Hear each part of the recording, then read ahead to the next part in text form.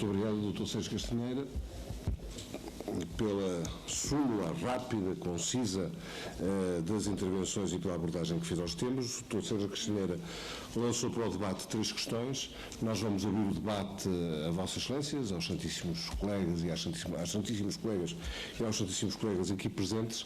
Estamos com, enfim, em cima já daquilo que seria o tempo final do painel, portanto, pediria a todos a maior das concisões nas posições, nas questões que queiram colocar aos intervenientes neste painel.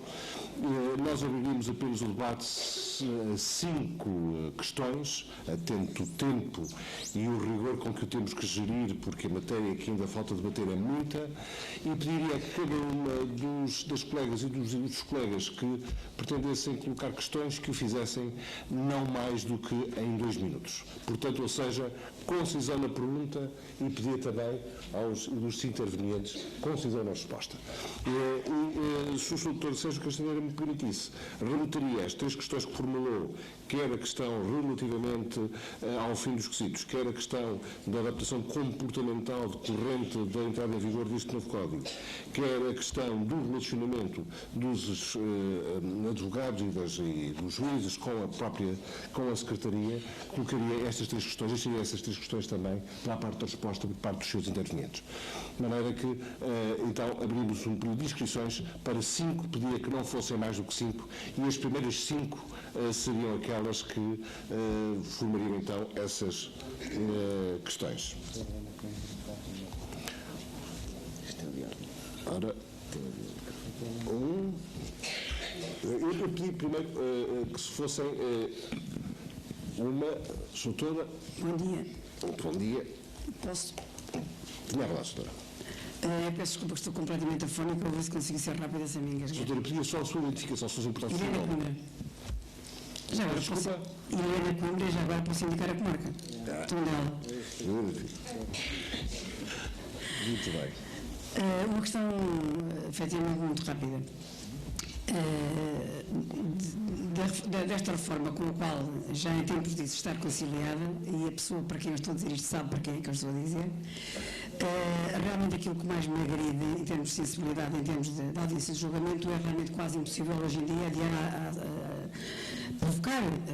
não é provocar, às vezes é realmente necessário adiar e não se pode adiar. Em concreto, já me deparei com esta situação. Numa ação ainda ordinária, com quesitos, com base instrutória, eu havia requerido depoimento de parte do gerente, o autor era uma sede comercial. Quando chegou o dia de julgamento, o gerente tinha mudado. Portanto, já não era o gerente cujo depoimento eu tinha requerido, já tinha passado a gerência para o filho. Eu não tinha informado os autos. Eu digo à senhora juiz que pretendo adiar o julgamento porque não vou começar a prova pelas testemunhas, sendo certo que o depoimento de parte pode findar imediatamente o julgamento se houver confissão. Senhora juiz, deita as mãos à cabeça. Senhora doutora, não vou poder adiar. Os termos 203 não se encaixa nessa situação de adiamento, portanto vou ter que começar o julgamento. Confesso que foi duro e tive que contar com o apoio do colega da parte contrária para conseguirmos mostrar à senhora juiz que ela estava a violar o artigo 604 na ordem da pressão da prova. A senhora juiz demorou 30 minutos para justificar por que razão adiou o julgamento. Outra situação prática que tem a ver com a educação formal e com o facto de haver processos onde já há base instrutória e depois o que é que nós vamos fazer em termos de julgamento. Eu peço desculpa de interromper, doutora, só que fosse uma pergunta por cada um dos... Muito obrigado, doutora, peço desculpa. E também aos colegas aos futuros juízes aqui presentes, que se identificassem relativamente à sua qualidade profissional. Muito obrigado.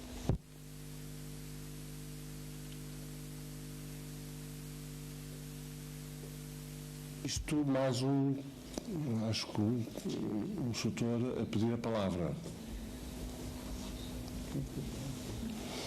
Não havendo mais? Não havendo mais, passamos imediatamente às respostas. Ou até favoreceríamos o nosso ilustre colega Dr. Helena Pinto com a segunda questão que queria colocar. Coimbra, peço imensa desculpa. À língua de outros, doutora, beneficia. Olha, Sousa, é uma outra questão que nós agora, há bocadinho, na sequência da intervenção do Dr. Sérgio Castanheira, eu acho que este novo código, ou o Código de Processo Civil, é realmente uma questão de mudança de mentalidades e vai ser muito duro mudar mentalidades. Eu posso lhe dizer que neste momento, de setembro para cá, na comarca onde eu trabalho, já foram dispensadas 52 audiências prévias. Ou seja, ainda não se fez nenhuma.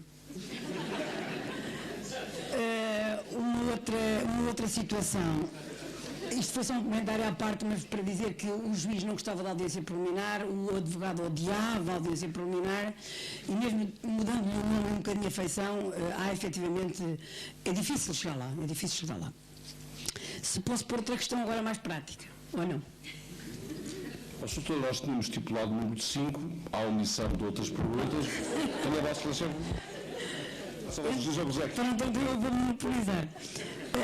Na questão do inventário, neste princípio de adequação e gestão processual, que não é muito fácil de ajustar na prática, a questão prática é a seguinte: ao inventário para separação de emissões, o senhor houve impugnação, como sempre, à relação de bens, discutiam-se os depósitos existentes em nome de A eram do casal ou não eram do casal, se o marido comprou o carro já separado de facto ou não separado de facto, portanto houve impugnação bastante exaustiva da relação de bens.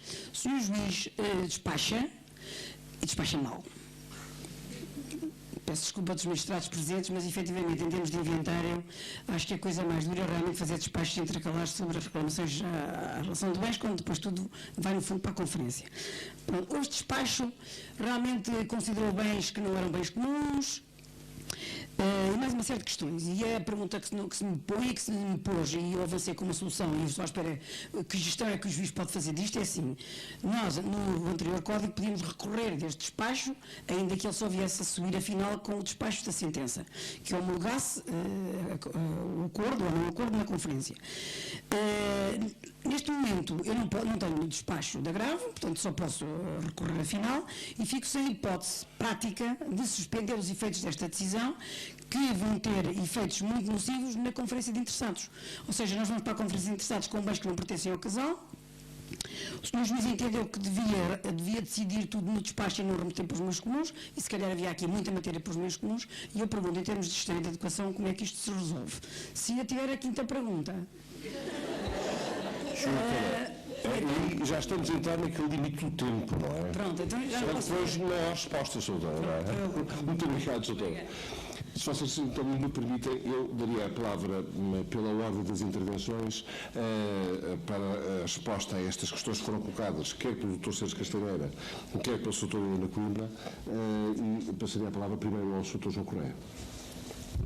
Não tenho poucas perguntas para mim, infelizmente, o que é muito bom. De facto, a questão colocada pela Dra. Helena Coimbra, ilustre advogada de Tondela e minha amiga, a questão central que colocou, de facto, é a mudança de mentalidades, a mudança de cultura e a absorção tendencial ou não do novo regime, das implicações que este código tem a nível comportamental. De facto, a cultura judiciária, de parte a parte, mesmo da nossa parte de advogados, tem que ser alterada, de facto. E é difícil mudar essas culturas, porque são culturas sedimentadas ao longo de décadas e décadas e décadas de profissão. Aliás, eu disse isso mesmo para mim próprio, que sou coautor material de algumas malfeitorias. De facto, é muito difícil depois observá-los agora na prática, no dia a dia, quando vou para uma sala de audiências ou quando vou parlamentar com o meu colega. Bom, relativamente à questão que colocou sobre o adiamento ou não adiamento, de facto há normas que brigam entre si e de facto a adequação e a verdade material podiam ser postas em causa com princípios nucleares perante a realização da audiência. Então, qual é que dos princípios prevalece? É a adequação e a verdade material ou é de facto a inabilidade da audiência? Há uma ponderação a fazer.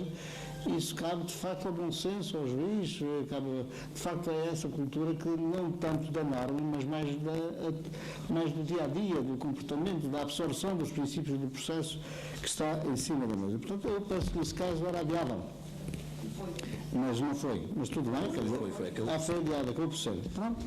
Mas, de facto, o Código dá maleabilidade para a adaptação da tramitação à realidade que se apresenta a uns e a outros. Quer dizer, não é um código que tenha uma rigidez, tem de facto normas travão para a facilidade com que se provocavam adiamentos, para a facilidade com que se provocavam a não realização da audiência e algum laxismo de parte a parte relativamente à marcação de 4 e 5 audiências, das quais só se fazia uma, e à convocação das testemunhas todas para a mesma hora, etc, etc. Isto é, há mecanismos de travão, mas também não há absoluta impossibilidade de dar uma audiência e, portanto, ela justifica-se em função da adequação e em função da verdade material. De facto, são princípios nucleares.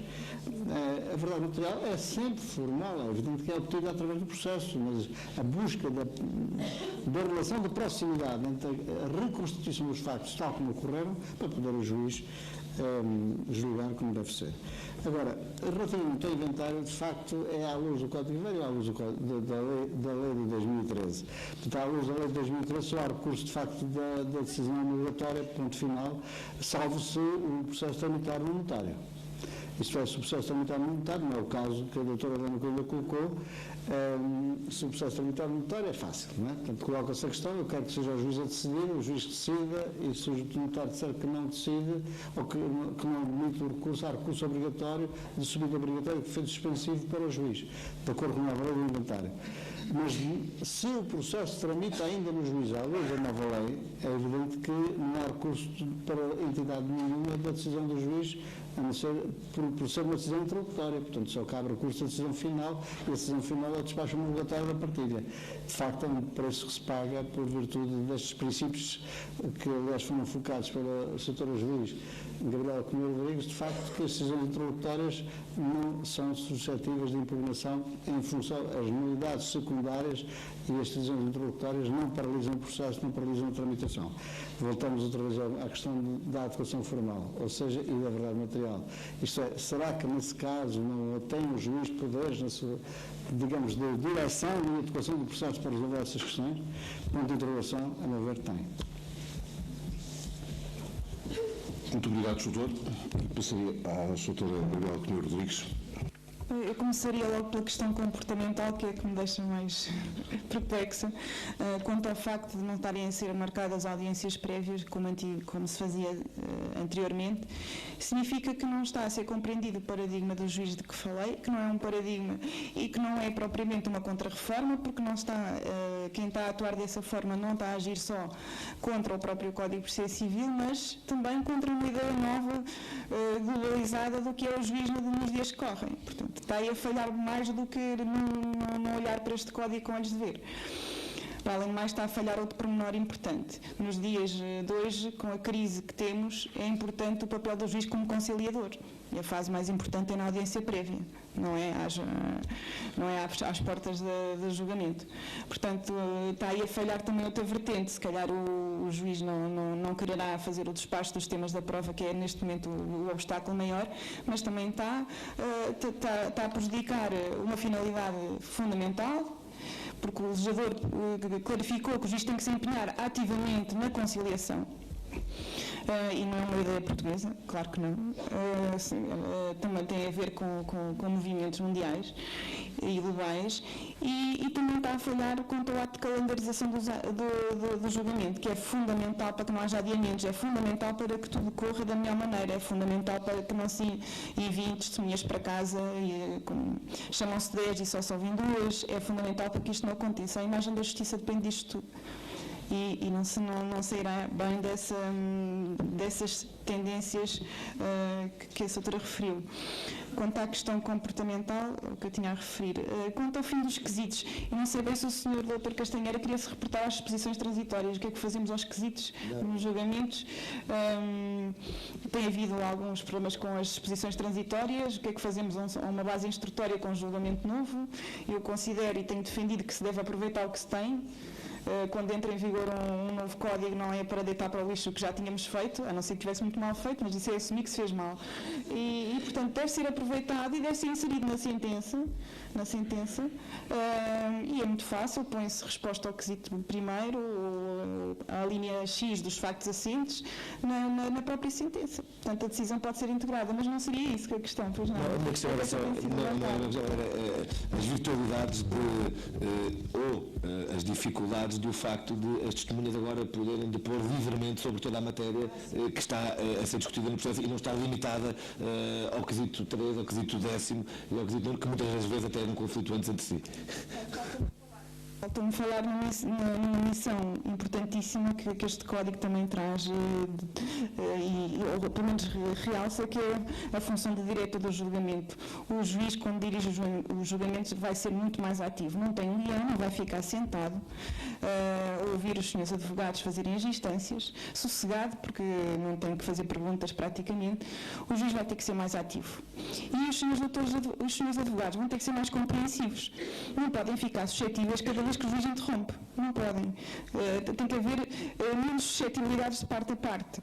Ou seja, como não há um guião, não há uma explicação no processo do que é que já está assente, pode haver uma tendência de algum senhor advogado perguntar algo que já estava aprovado por acordo, ou por documento, ou por confissão. Se isso acontecer, tem que ter tolerância, porque o juiz vai interromper e dizer não, isso já está aprovado por acordo.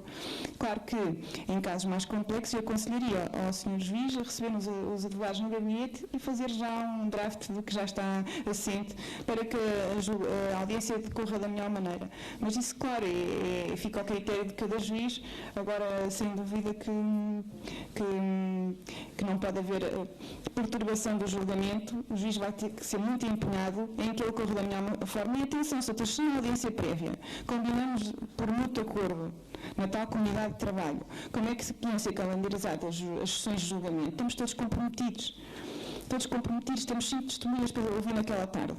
Não vamos, os atores não vão, por exemplo, repetir, sabem também, tão bem como o juiz, que está mais gente à espera para ser ouvida.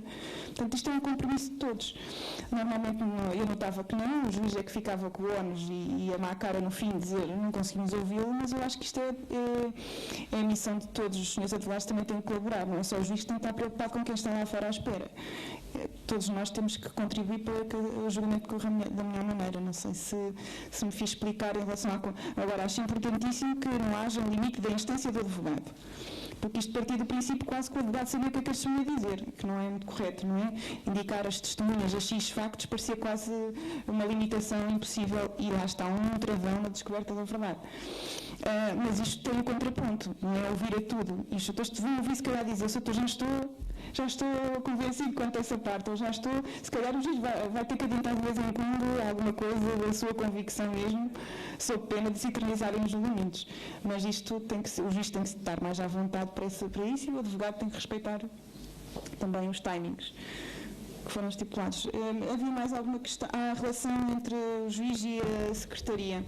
O senhor debatedor quer dizer algo mais concreto para eu poder, relativamente a esta relação? Como referi, eu acho que não tem que haver, o juiz vai ter que ser...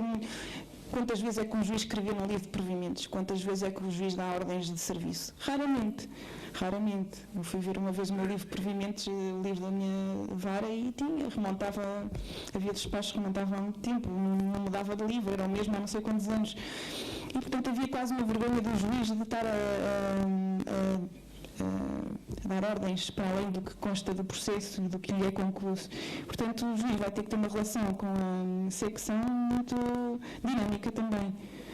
Eu posso concretizar só uma questão. De que é que vale, pergunto eu, termos um legislador preocupado com o não adiamento da audiência final, com uma preocupação evidente, expressa, de que é que vale o advogado marcar em sede de audiência prévia com o juiz fazer todo o agendamento da audiência final, a audiência de julgamento, e depois, como aconteceu 2 vezes esta semana, por coincidência ou não, por lapso da Secretaria de notificação, esquece de notificar, e lá vai então a audiência, o princípio do não adiamento da audiência, afinal é posto por um mero lapso da Secretaria. Aqui o que eu lhe pergunto é se não devemos, tanto nós advogados como os magistrados que estão mais próximos até fisicamente da Secretaria, envolvermos de outra forma com a Secretaria, trazê-los, porque de facto são na minha perspectiva, uma peça fundamental da administração da justiça, são uma peça fundamental do bom andamento e da celeridade do processo.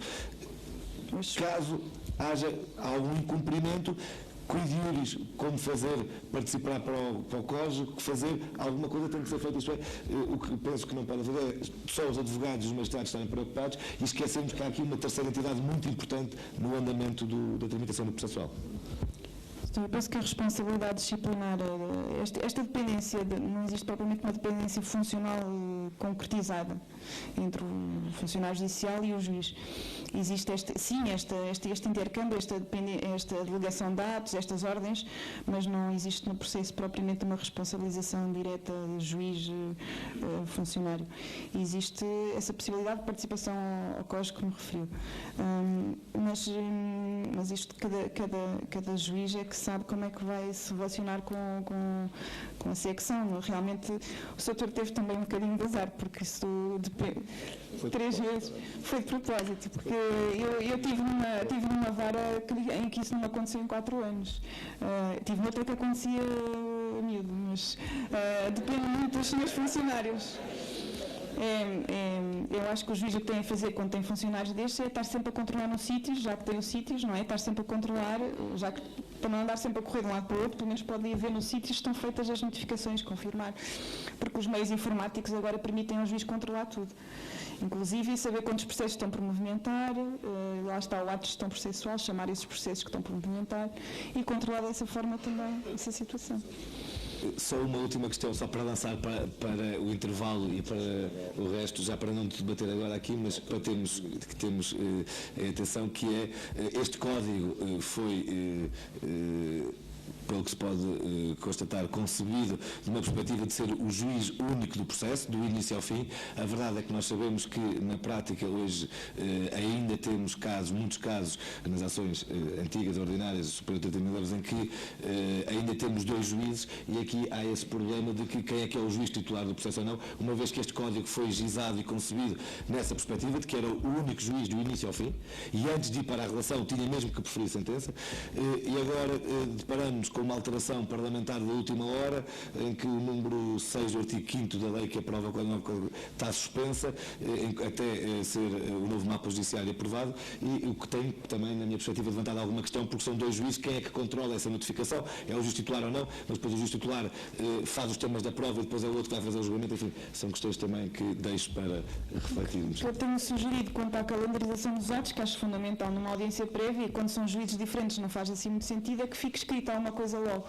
O juiz que não vai fazer o julgamento, mas que está presente na audiência prévia, deve deixar já umas dicas, entre aspas, quais são os dias, por quanto tempo é que se vai dividir, se calhar, o julgamento, quantas sessões, que testemunhas é que acha, quantas é que será que vão ser ouvidas por dia. Às vezes os outros podem não saber o que a testemunha vai dizer, mas sabem que uma é mais matéria do que a outra, portanto, uma demorará mais tempo que a outra. E eu aconselho que vale o que vale, é que fique consignado logo para que o outro juiz, mas esta reforma não está feita para 2 juízes diferentes, não está pensada para isso, de forma alguma. Doutores, a todos, em primeiro lugar, quero agradecer quer a intervenção do Dr. João Correia, da Dra.